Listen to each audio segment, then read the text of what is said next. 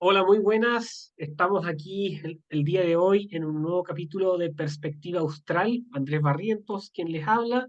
Y hoy tenemos un invitado muy especial desde la parte del Centroamérica y desde el país específico de Guatemala. Héctor Muñoz Aliaga, empresario guatemalteco, padre de familia, político liberal clásico y cristiano evangélico ingeniero civil, así somos colegas con Héctor, con profesión de la Universidad de San Carlos de Guatemala, y tiene estudios también en liberalismo clásico, administración corporativa, pedagogía, teología. También defiende férreamente los principios de un gobierno limitado, los mercados libres y la propiedad privada, que es lo que también nos conecta el día de hoy para conversar. Y además tiene amplia experiencia en la construcción en distintos proyectos y áreas y así también en países. Así que muy bienvenido, Héctor, bienvenido a Perspectiva Austral. Muchas gracias, Andrés. Es un gusto estar aquí en tu canal.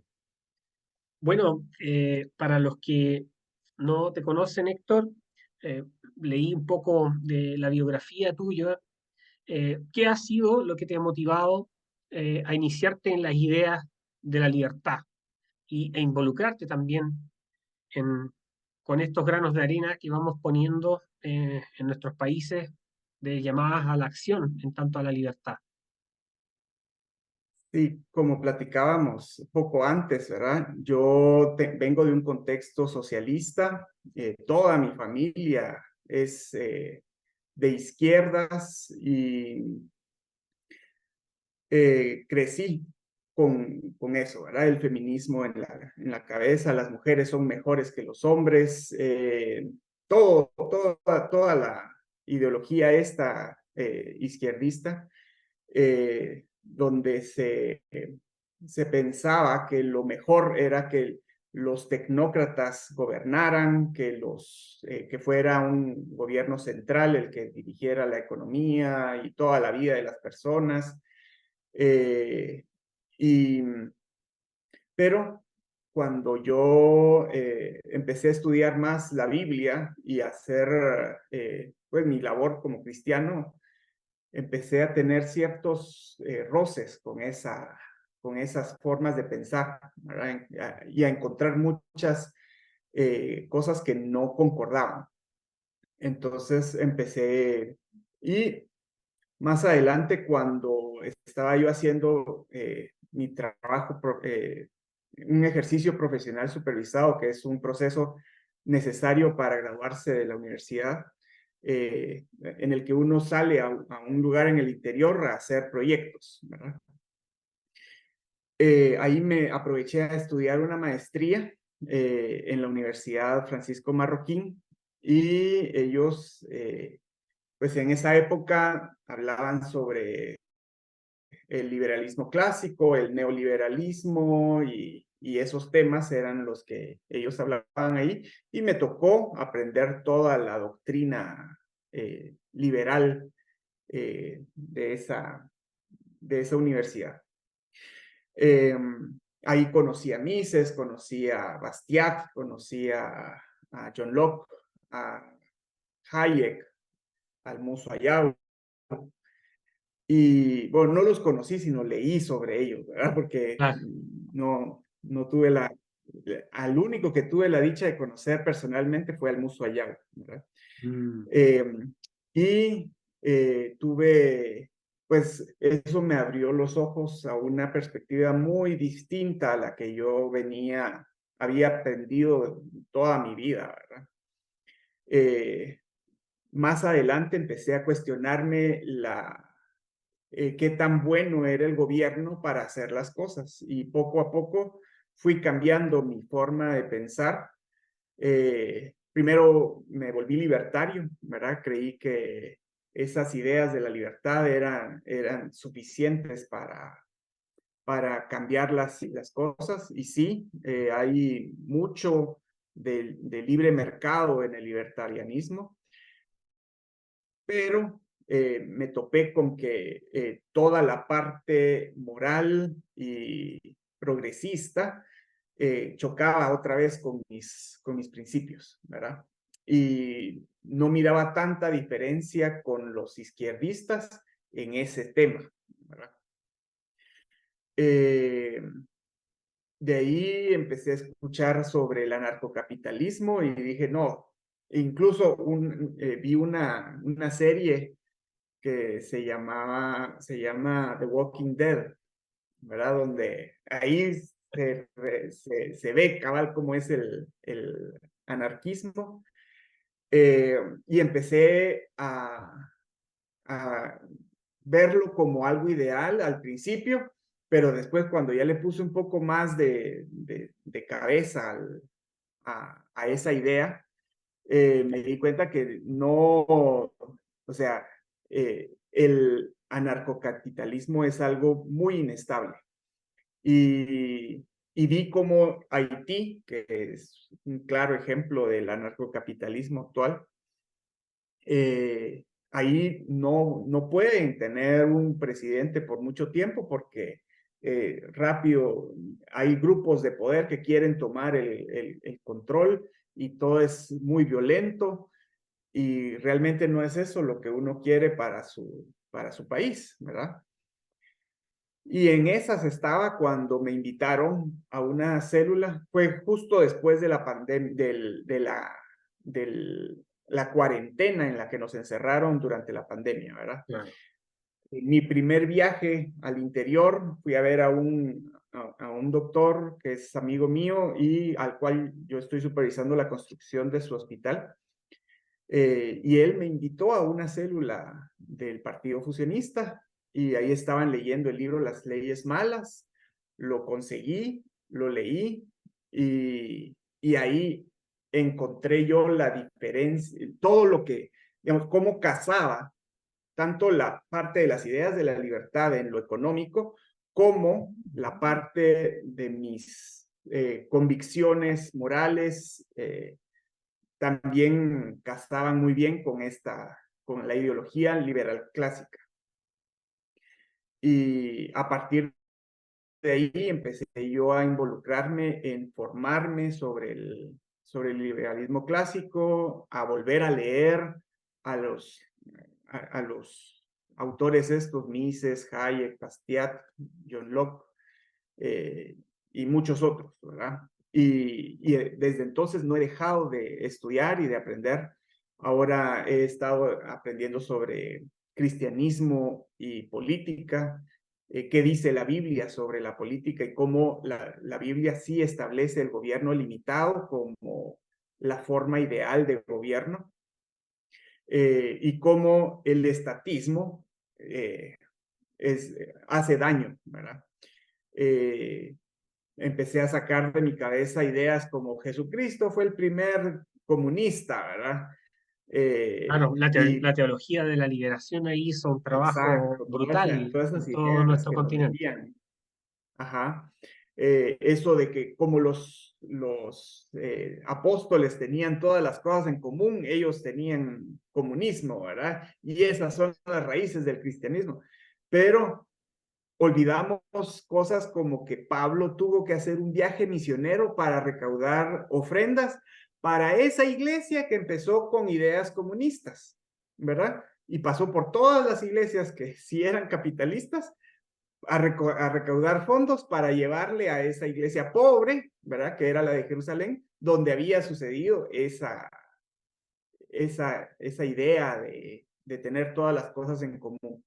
Y si vemos más adelante, ya no la mencionan, ¿verdad? Es más, no mencionan como que haya sido algo bueno, sino que algo que provocó problemas, ¿verdad?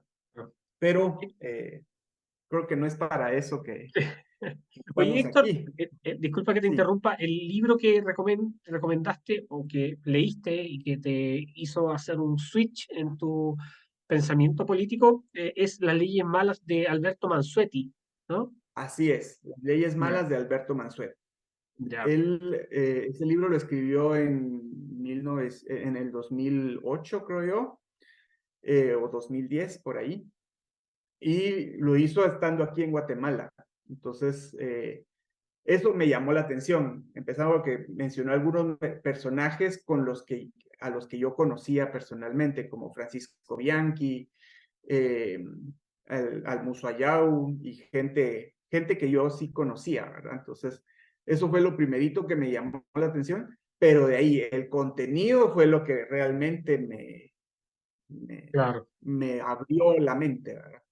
Sí, yo tuve una anécdota muy especial allá en la Universidad Francisco Marroquín. Yo conocí a Javier Fernández Lasqueti antes de que asuma como, mucho antes de que asuma como encargado de Hacienda y Finanzas en la Comunidad Autónoma de Madrid.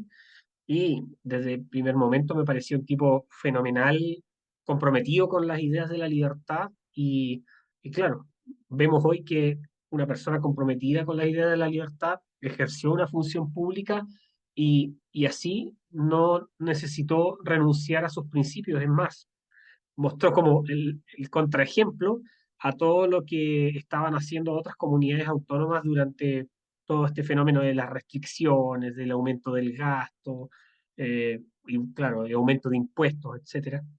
Javier Fernández Lasqueti fue todo lo contrario y eso también le dio buenos dividendos y resultados para la gestión de Isabel Díaz Ayuso. Bueno, vamos entrando a Guatemala, porque muchos de los que nos siguen en este canal son de Colombia, hay gente de España, hay personas que me han escrito que son de Argentina, Perú también, México, Colombia y principalmente también Chile. Eh, para que se ubiquen un poco, Guatemala tiene cerca de 17 millones y fracción de habitantes. Entonces, en Sí, cierta casi a medida, 18. claro, en cierta medida es muy similar en población a lo que es Chile. Y, y claro, también tiene un sistema de elecciones presidenciales que van con primera vuelta y segunda vuelta si es que no tienen la más alta mayoría. Pero, ¿qué es lo interesante que está pasando para que nos expliques un poco, obviamente, sobre el sistema político guatemalteco? Es que eh, se habla, al menos en medios internacionales, de que hubo un golpe de Estado técnico en Guatemala, y lo otro es que del 59% de la participación de la gente, estaba revisando las cifras y el 17% fue voto nulo. Y ese voto fue mayor que el candidato más votado. Una cosa muy extraña y que refleja también algo que hay un problema con el sistema democrático en Guatemala y sería espectacular que nos puedas ilustrar un poco más, Héctor, sobre cómo está conformado el sistema político en Guatemala y qué fue lo que pasó. Sí, si tú comparas también el voto en blanco, que en esta ocasión fue del 7% más o menos, y le agregas la cantidad de personas que están en edad de votar y que no se han empadronado, porque es gente que no le interesa, ¿verdad? Ya sabe Disculpa, que una pregunta. Ustedes tienen ¿sí? sistema de votación obligatoria, pero hay que inscribirse, ¿no? Es un sistema de votación voluntaria, pero sí hay que inscribirse.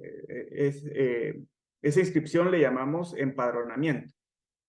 Ah, ok. Entonces, tú das tu dirección, das tu documento de identificación y te anotan en el listado del padrón electoral, que es el listado de todos los que pueden votar. Y el voto es Pero voluntario. el voto voluntario, sí. No es que estemos obligados a ir a votar. Ok. Entonces, por eso es que tuvimos un 40 y casi 41% de abstencionismo, gente que Mm. no fue a votar, estaba empadronada y no fue a votar. Si a eso le agregamos más o menos un 20% de personas que están en edad de votar y no se empadronan, el nivel de rechazo que tiene nuestro sistema eh, electoral supera el 80%, ¿verdad? Entonces, estamos hablando que de las personas que están en edad de votar, realmente es una cantidad muy pequeña la que define quién queda y quién no, ¿verdad? Mm. Pues aquí tenemos elecciones generales donde se vota todo al mismo tiempo, ¿verdad? Se vota por alcaldes, por diputados, digamos, departamentales y distritales, perdón, por listado nacional y departamental. Diputados al Parlacén, que es un parlamento centroamericano que no tiene, digamos, no es vinculante lo que se decida ahí. Entonces, al final de cuentas, ese parlamento, todo el mundo lo rechaza porque para lo único que sirve es para darles inmunidad a los que están saliendo del gobierno anterior, ¿verdad? Se vota por alcaldes y presidente. El presidente y Todo, vicepresidente van y juntos, todo en una ¿sí? elección. Todo en una sola elección. Interesante ese fenómeno. Se marcan 5 papeletas al mismo tiempo. De ahí, si algún candidato tuvo problemas por ejemplo, hubo un municipio donde ni habían empezado las elecciones y ya estaban quemando las papeletas, estaban quemando todos los instrumentos para hacer las votaciones. Ahí van a tener que repetirse las elecciones, ¿verdad? Porque, bueno, no hubo en la primera vuelta. Entonces, en la segunda vuelta, que es generalmente, bueno, en Guatemala nunca ha pasado que un candidato a presidente gane con más del 50% en primera vuelta. Siempre van a balotaje. Eh, y desde que yo tengo razón, siempre hemos dicho, vamos a votar por el mal menor, Mm. ¿verdad? No, nunca decimos, este sí nos va a sacar adelante, a menos que sea gente que esté súper convencida. Ahorita me da risa porque hay gente que cuando estábamos votando en las elecciones donde quedó Jimmy Morales, su eslogan era ni corrupto ni ladrón. ¿Y qué? Un año estaban todos felices con él y después de un año todos estaban enojados que sí, que es un corrupto, que es un ladrón, que no sé qué, que no sé cuánto. Llegó Yamatei y igual, ¿verdad? Todos hasta le decían Milord cuando se referían a él. Y cuando fue lo de la pandemia, ¡hala, que qué buenísimo! Que es un doctor el que está al frente del país para hacernos pasar por este mal paso, ¿verdad? Y no, ¿verdad? O sea, ni había terminado la cuarentena y ya lo teníamos como el peor de los presidentes de Guatemala. Y sí, lo hemos visto, porque cada presidente nos ha endeudado cada vez más. Y si vemos el, el presupuesto del gobierno, ha sido una curva, pero totalmente parabólica, ¿verdad? Eh, de ahí, con este candidato que ahorita seguro va a quedar, porque las encuestas ya le dan, de los pocos que van a votar, le dan un 85, 86% de, pues de intención de voto a este candidato, que es el candidato de Semilla, Bernardo Arévalo, que por cierto es hijo de uno que fue presidente de Guatemala en el año, a mediados del siglo pasado, Mm. y que instauró, él sí era comunista, ¿verdad? O sea, Mm. él decía, nosotros tenemos el socialismo espiritual, eso es lo que queremos instaurar en Guatemala. Pero lo que vino a poner fue el Seguro Social, el Ministerio de Educación, a darle más poderes a la banca central, eh, hacer una reforma agraria, ¿verdad? Mm. No se terminó de concretar con él, sino con su sucesor, que era igual de marxista que él, ¿verdad? Pero él fue el que impulsó todas esas puntos del manifiesto comunista, ¿verdad? Casi que los agarró y era su checklist de las cosas que había que implementar en Guatemala. Y lo que Y vi es si que vas a la... que, Sí, que igual Bernardo Arévalo es como de carrera política de larga trayectoria, fue diputado, fue embajador en España y viceministro también de Relaciones Exteriores en como los años 90. así es, Mm. así es. Aunque él ahorita se está vendiendo como yo soy nuevo, ¿verdad? Yo tengo la mesa limpia, le dice. Y la gente que no investiga, no cuestiona las cosas, simplemente cree lo que le dicen y ahí va, ¿verdad? Y lo tienen en un pedestal, ¿verdad? Nosotros todos los días tenemos un space en lo que se llamaba Twitter antes, ahora se llama X, ya Sí. ni sabe uno cómo llamarlo, ¿verdad? Pero en X tenemos un space todos los días de 7 a 8 y recuerdo que hablamos en una ocasión sobre este personaje, ¿verdad? Y Mm. entró una de las militantes de Semilla y hasta se puso a llorar, ¿verdad? Contando todas las bondades que ella miraba en su candidato y es el tipo de pasiones que generan estos politiqueros, ¿verdad? Porque Mm. lo que buscan no es que la gente razone, sino que se mueva por sentimientos, ¿verdad? Y él es el que actualmente está sondeándose como que va a ser el futuro presidente de Guatemala. Así es, ¿Y así cómo es. son, cómo ves tú en las conexiones discursivas, por ejemplo, con lo que es AMLO en México o el Giro Foro de Sao Paulo, Grupo de Puebla? ¿Tiene esa conexión internacional discursiva o de apoyo o lo ves un poco aislado de la contingencia internacional? No las muestra tan abiertamente, aunque sí se toma fotos con AMLO, se toma fotos con Petro, con Boric, Mm. eh, y habla abiertamente de que es progresista. Él ni siquiera dice yo soy socialdemócrata, él dice yo soy progresista. Claro. Y habla bien de la Agenda 2030, habla bien de hecho su hija acaba de casarse con otra mujer, ¿verdad?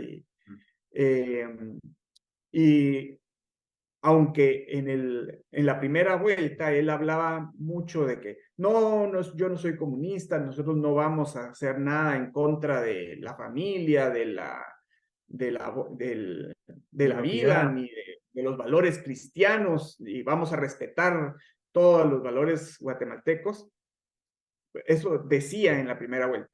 Pues si Mm. nosotros vamos a 2015, creo que fue, su bancada, junto con la UNE, armaron una comisión que se llama la Comisión de la Juventud y están haciendo una iniciativa de ley donde están promoviendo la agenda esa LGTB por medio del Ministerio de Educación se, se promueva que la ciencia ha sido modernizada y que ahora ya todo lo que se decía antes, lo que los científicos decían antes, ya no vale, sino que es lo que los científicos de ahora establecieron como verdad. Y toda la transeccionalidad, creo que le llaman, al tema ese de que se pueden volver transexuales, que un hombre puede volverse perro, puede ser una niña de 5 años, todo ese rollo. Y la educación sexual también quieren meterse con eso. En las Eh, escuelas. y, ajá, Sí. y Bueno, la, disculpa, ahí para que los que nos están escuchando, ahí se dan cuenta también eh, que todas estas agendas no son locales de nuestros países, sino que es una agenda global. Lo que está discutiéndose en Guatemala se está discutiendo en Colombia, lo que se está discutiendo en Colombia se discute en Perú, lo que se discute en Perú llega a Chile y con distintos timing políticos, pero son las mismas estructuras de agenda, son la misma estructura legislativa, son la misma exacto. estructura de políticas públicas e incluso la misma discursividad, solamente adaptando un poco el lenguaje de castellano que tenemos cada uno de nuestros países, pero al fin y al cabo es la misma agenda política. Así es.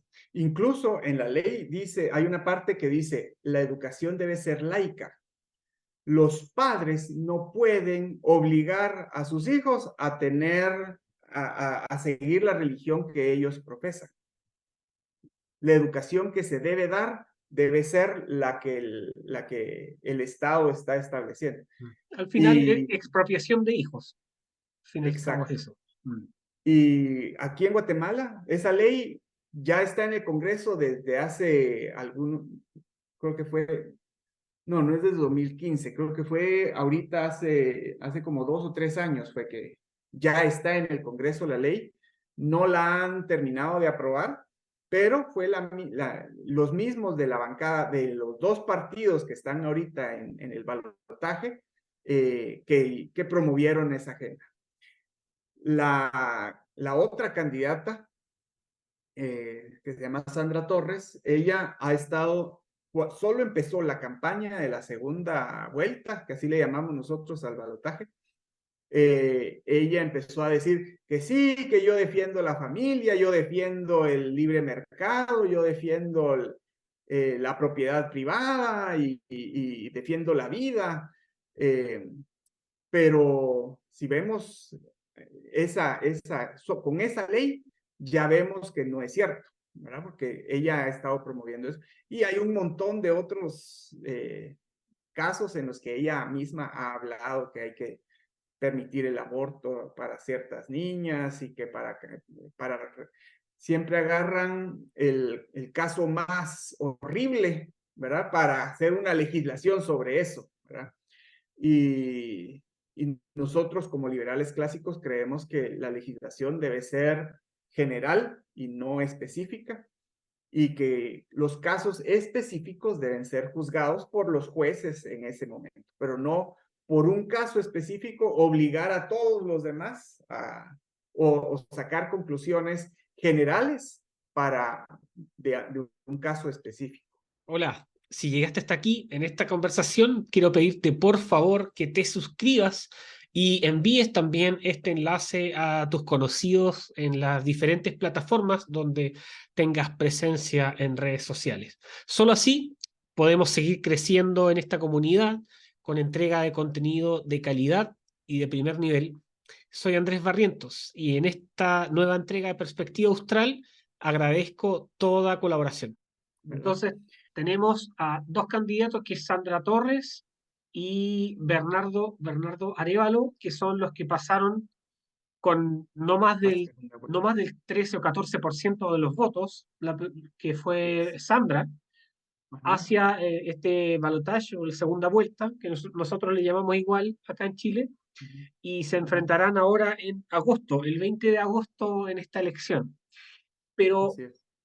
¿qué es lo que tú has visto de los análisis que se están haciendo sobre este dato tan categórico que es el voto nulo, los no empadronados, los votos blancos, que me parece que es algo que refleja una seria desconfianza sobre el sistema democrático guatemalteco? Y claro, si no revienta algo ahora, quizás eso va a pasar muy pronto.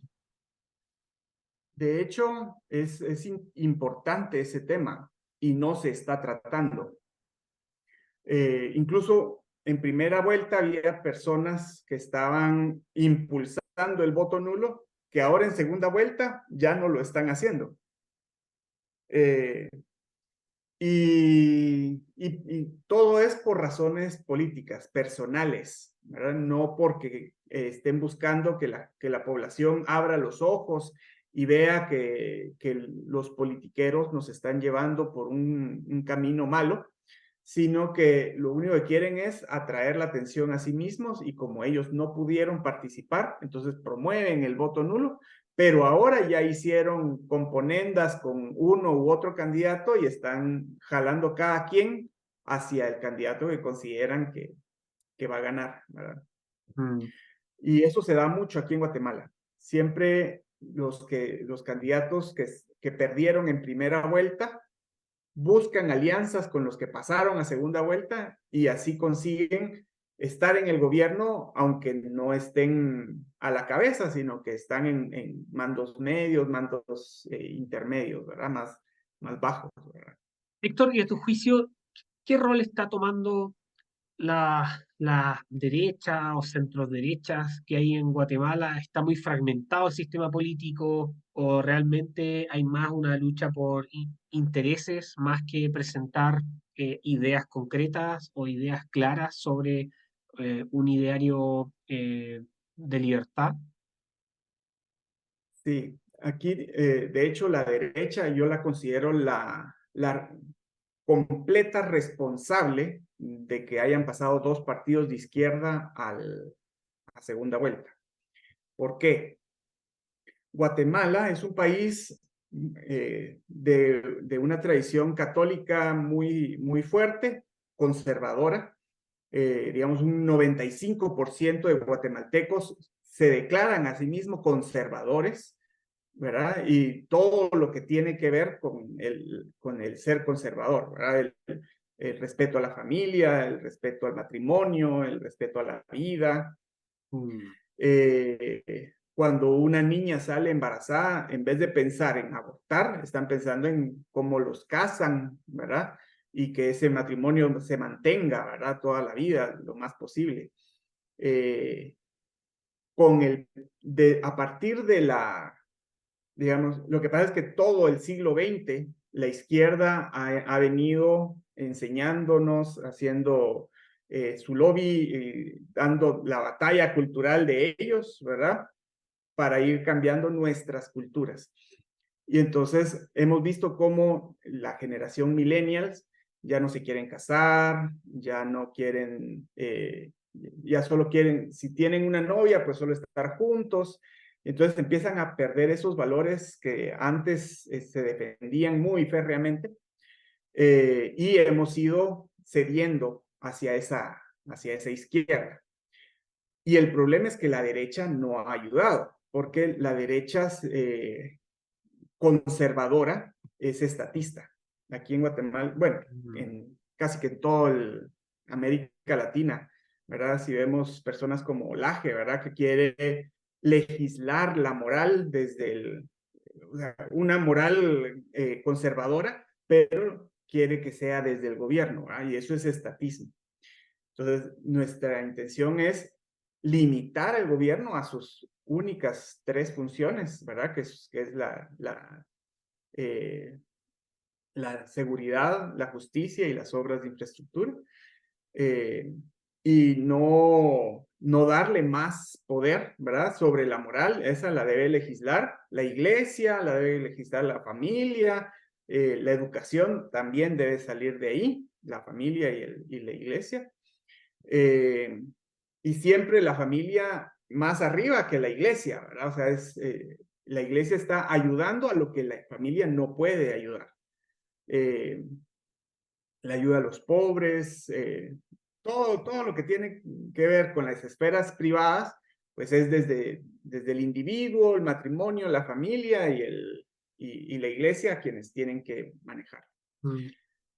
El problema es que la derecha en Guatemala busca proteger sus intereses económicos. Y entonces los Ay, políticos se han vuelto los paladines de los empresarios agremiados claro. que los financian a ellos y ellos a cambio les brindan leyes y protecciones que hacen Mm, que la gran mayoría de personas eh, tengan cierto resentimiento, ¿verdad? Y la izquierda mm, capitaliza ese resentimiento y claro, esos abusos de parte tanto de la clase política como de la clase empresarial, y les dice, nosotros somos el cambio para eso.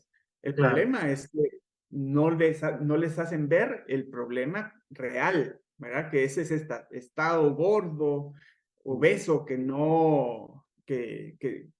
abre más focos de corrupción, y de ahí ellos agarran, bueno, el problema es la corrupción. Y sí, la corrupción es un problema serio, es un problema que trae otros problemas consigo, ¿verdad? Hay gente que se queda sin trabajo pagar las coimas o no saber a quién hay que sobornar para conseguir los proyectos. Y, y que en nuestra carrera se ve mucho, ¿verdad? A mí me pasó. Yo estaba en la unidad de conservación vial, aquí se llama COVIAL, que es la que repara las carreteras, que fue un proyecto de privatización que se hizo en la época del neoliberalismo, que fue muy exitoso al inicio. Cuando entró el primer gobierno de izquierda, porque aquí es un péndulo, ¿verdad? Primero le damos el poder a la derecha, de ahí nos enojamos por ese abuso de poder, le damos el poder a la izquierda, y con la izquierda nos va horrible, ¿verdad? Y decimos, no, con la derecha nos está yendo mejor, vamos por la derecha y nos la pasamos en esas, ¿verdad? Cuando entró el primer gobierno de izquierda, empezó a politizar por medio de los diputados, quien entregaba las obras, y ahí empezó la corrupción dentro de esa unidad, y pues paré saliéndome de ahí, ¿verdad? Porque soy malo para buscar esa cuestión, y ni siquiera es solo de que yo le tenga que ofrecer, sino que tengo que saber a quién hay que ofrecérselo, ¿verdad? Porque si no te van a pedir un montón y no vas a resolver nada al final. Es Sí. una cosa bien fea, Claro, ahí, ¿verdad? ahí la izquierda lo que hace es capitalizar esta degeneración de la economía libre, que es el crony capitalism, que, bueno, Ujú. los norteamericanos trabajan mucho ese concepto y la izquierda trata de imputar a estas Al derechas que se capitalismo, así. coluden con el poder económico, y finalmente terminan diciendo, miren, esa es la economía libre, la colusión entre los empresarios y el capital y Y los la derecha funcionarios, política. Y claro, el así. problema de eso es que la caja de resonancia de los intelectuales o de los que tienen una influencia no directamente dentro del sistema político, es que no llega tan potente para poder ilustrar a la gente, y eso es una tarea enorme, de que eso en realidad es el capitalismo de amigotes, es crony capitalism, y al fin y al cabo es ofrecer protecciones, subvenciones y privilegios por ley o normas o decretos a determinados sectores de la actividad económica y al fin y al cabo eso termina dañando el sistema democrático, la convivencia y la paz social. Es bien complejo el tema porque hay un, un trastoque a la concepción de una economía libre, donde a las nuevas generaciones se le ha inculcado como que fuera el demonio, y es un grave error eso. Ya hablar de capitalismo es una mala palabra, ¿verdad? Exacto. Y eso viene desde las aulas, ¿verdad? No es algo que los niños lleguen a un entendimiento, ah, sí, el capitalismo es malo, ¿verdad? No, es algo que les vienen enseñando desde que son niños. Yo tengo una hija ahorita acaba de cumplir 18 años y ella está estudiando el liberalismo clásico, ¿verdad? Ya tiene como un año de estar estudiándolo y ella me dice, la papa, yo vi un video que me hicieron subir a la plataforma de YouTube donde yo explicaba sobre el cambio climático y todo el rollo de salvemos al planeta. O si no, el Y me da apocalipsis climático. vergüenza, me dice. Quiero bajar el video porque ahí yo era socialista. Y sí, o sea, desde niños empiezan a enseñarles eso, ¿verdad? Sí. Entonces, y de hecho, esa es una de las razones por las que decidí educar en casa a mis hijos. Mm. Entonces, ahí estoy tratando de que aprendan bien y mejor, ¿verdad? Claro. Héctor, entonces después, ya bueno, tú viendo el panorama que hay hoy, el panorama político, está claro que no hay mucho énfasis en las materias de qué pasó con esta abstención, qué pasó con los votos nulos, blancos, que es brutal. No, Eh, no le están poniendo atención. ya, y El, está en discusión, en la discusión, en el debate público, está el tema constitucional, que es una de las cosas que son los caballos de batalla de la izquierda regional.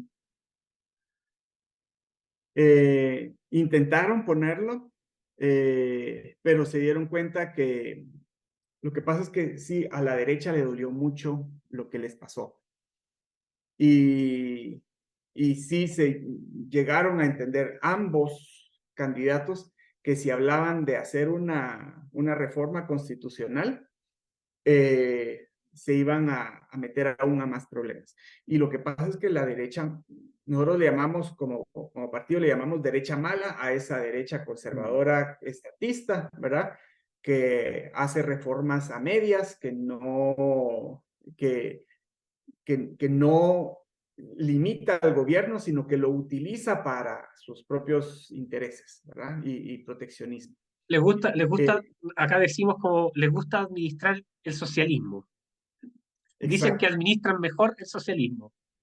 Ajá, ajá, así es. Eh, ellos ahorita han, bueno, lo que pasa es que también todo el proceso electoral desde hace 2 años, ¿verdad? Que empezaron, se ha venido hablando de que quieren hacer un fraude electoral y se fraguaba una cuestión así.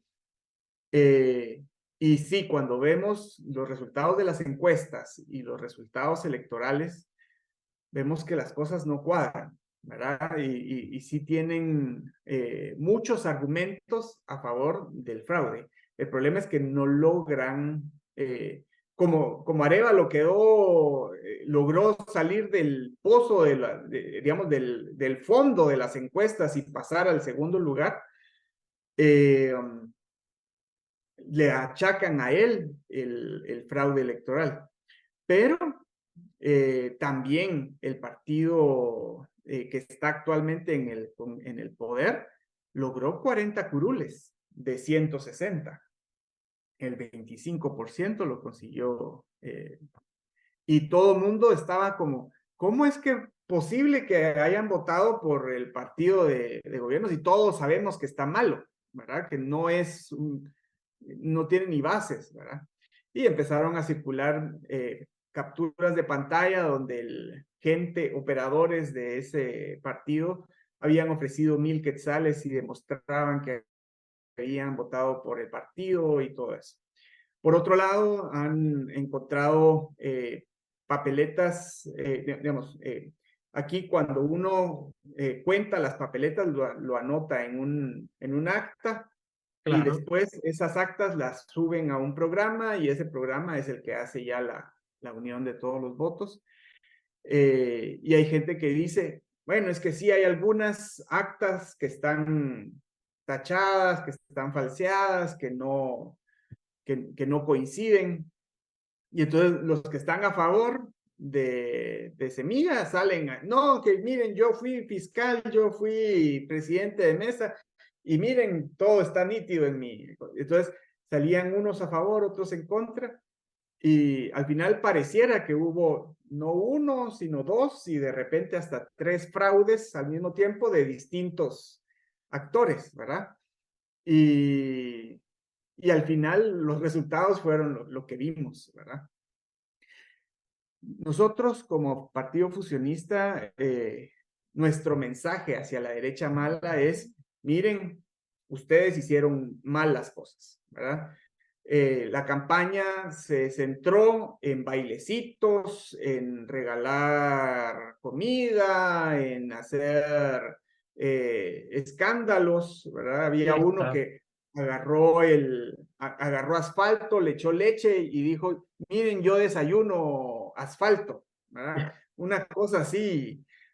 Otro decía, miren, yo me parezco al malo de la película Toy Story. Y entonces salía él con un muñequito de Woody, ¿verdad? Y La cosas política del así. espectáculo, al fin y al Sí, cabo. gente que no sabía nada, ¿verdad? Que solo pasaba a bailar, ¿verdad? Y esa era su campaña, ¿verdad? Cuando ves a la favorita de los de la derecha, que si miras su plan de gobierno, solo el 25% de sus propuestas eran de derechas y el 75% de sus propuestas eran políticas de izquierda, ¿verdad? Más estatismo, más subsidios, más cosas digamos, que nada que ver con la derecha, ¿verdad? Nosotros les decíamos, miren, si ustedes están así, no van a lograr. Pero ellos estaban muy seguros de que, como sus encuestas decían que ellos iban a pasar, entonces nos hacían a un lado a nosotros.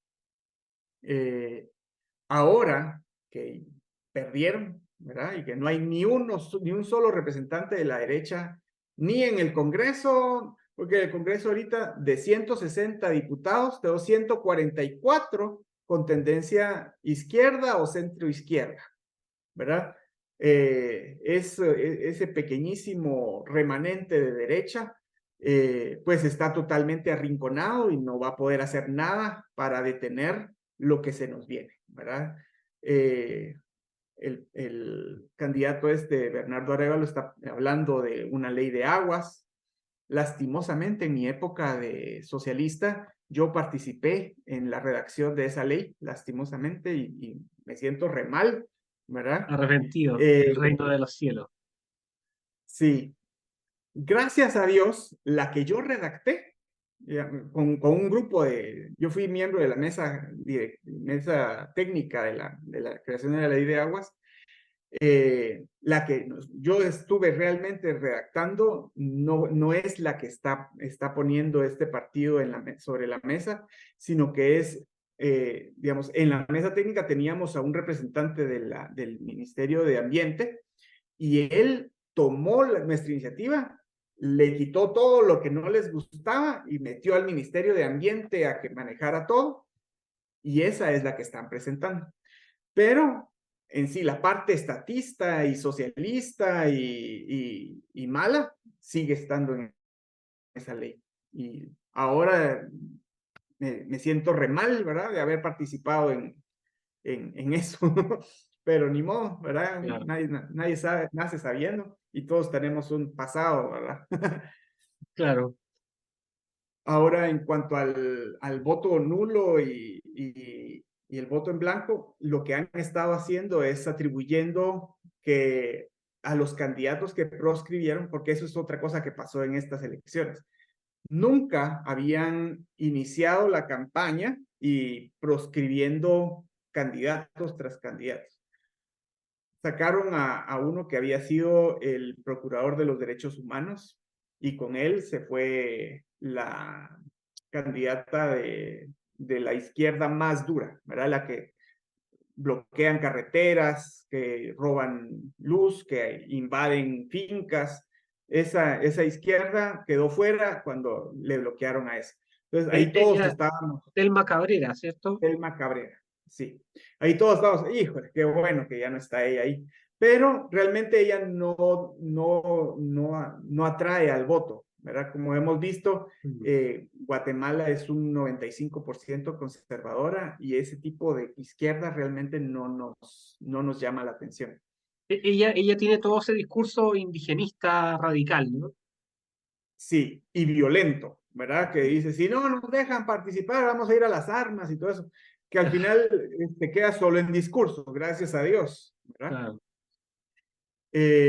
Pero de ahí, como los candidatos que estaban, digamos, como favoritos, no estaban subiendo en las encuestas, y hubo uno que estaba como en quinto lugar, que en una encuesta subió hasta el primer lugar, un famoso tiktokero.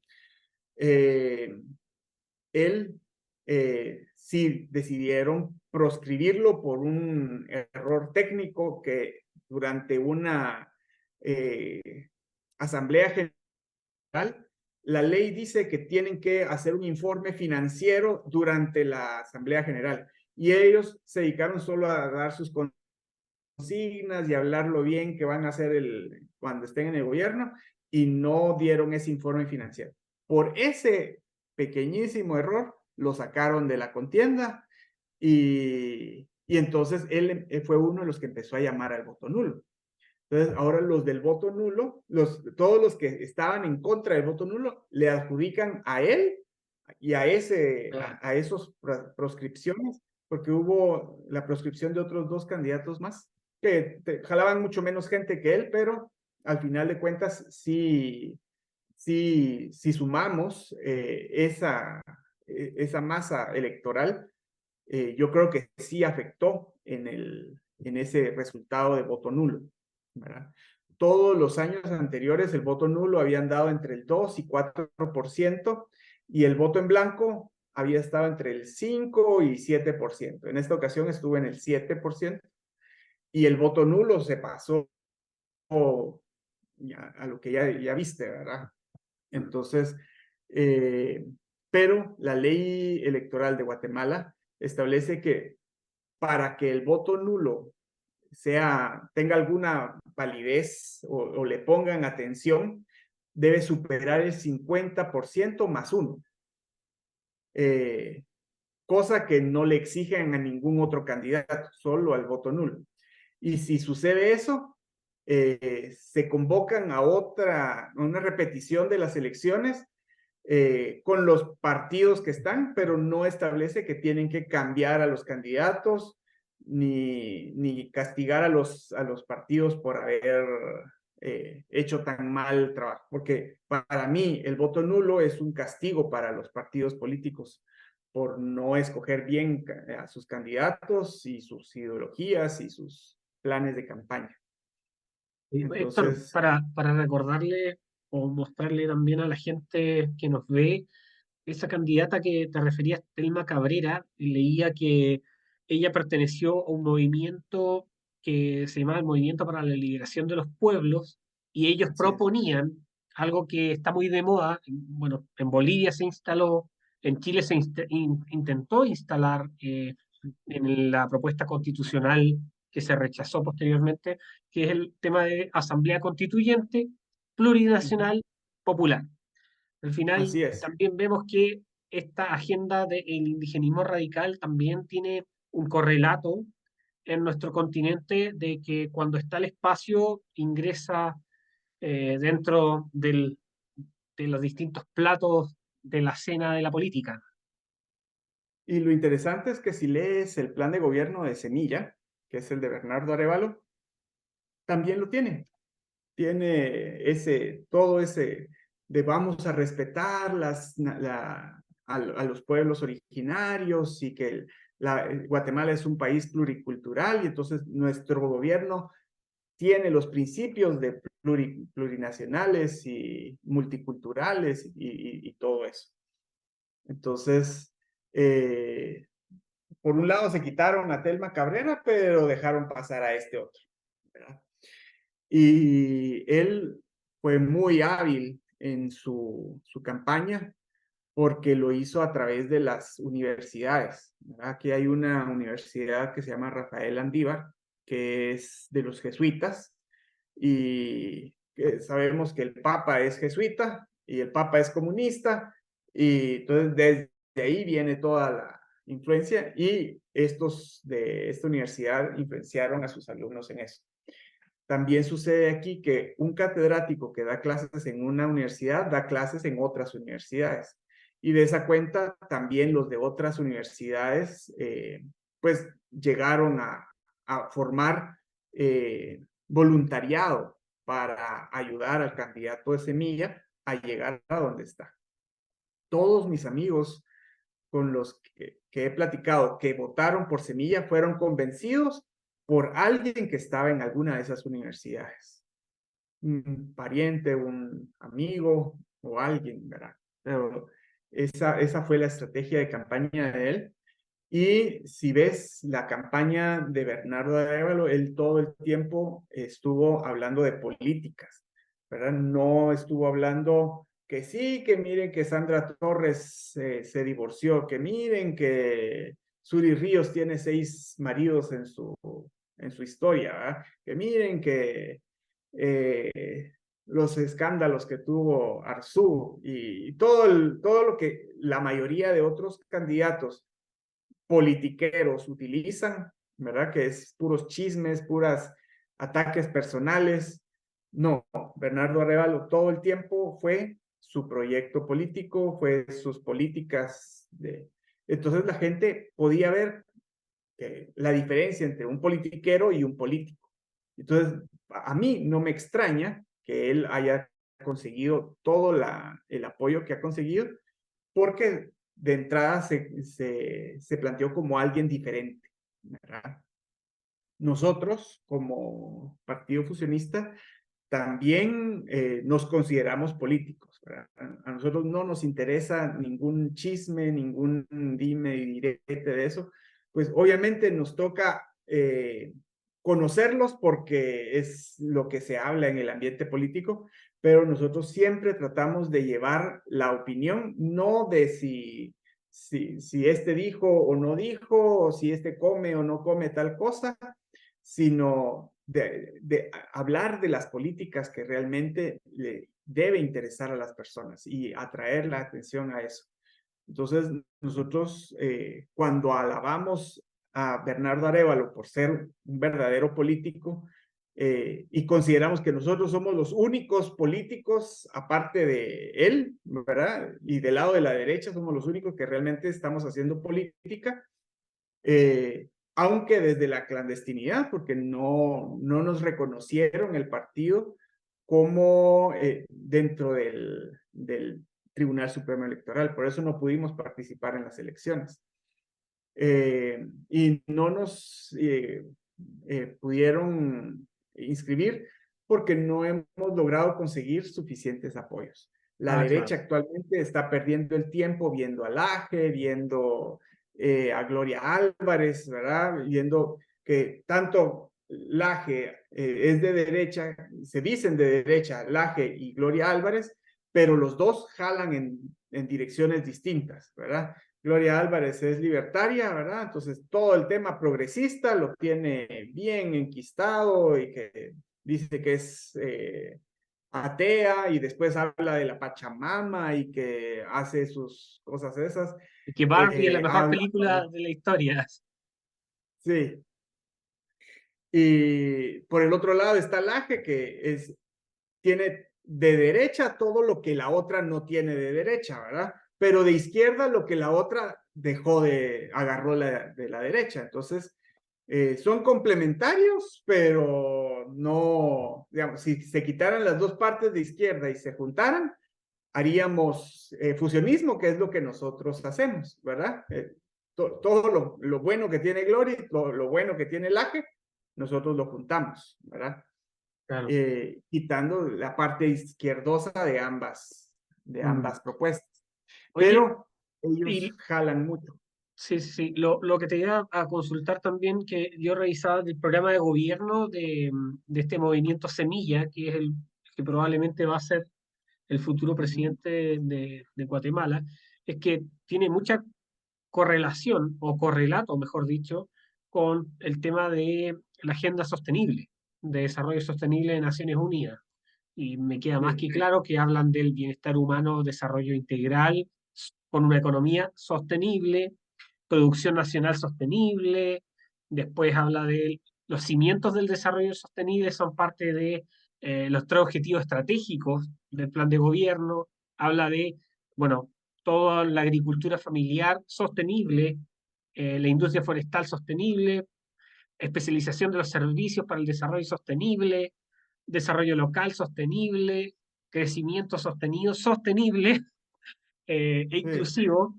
Entonces, Ajá. vamos viendo estas mismas similitudes que se van dando en el continente y que son objetivos estratégicos políticos de esta agenda global progresista que tiende a atacar con muy bonitas palabras y muy buena retórica a la propiedad privada y al ejercicio de las libertades individuales.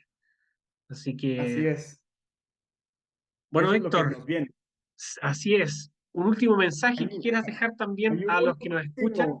un último tema que quería comentar, porque como me pediste que te hablara de cómo están las cosas en el panorama político, la derecha mala ha estado tratando, como no pudo sacar a Arévalo por otra forma, empezó una parte judicial y le van a cancelar la inscripción del partido, que ahorita está en suspenso porque están en campaña electoral. Pero ya hay analistas que están diciendo que cuando termine la campaña electoral y le cancelen el partido, ninguno de los candidatos de ese partido va a poder tomar posesión.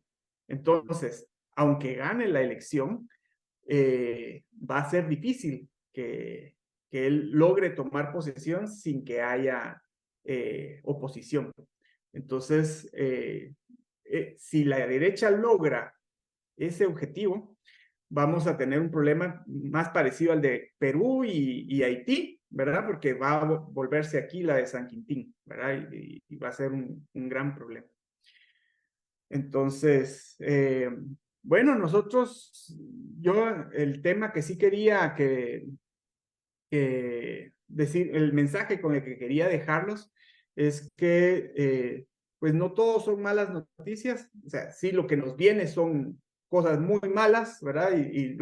Hemos visto todos los ejemplos en los otros países y aún así seguimos votando por la izquierda y llevando al país en esa dirección.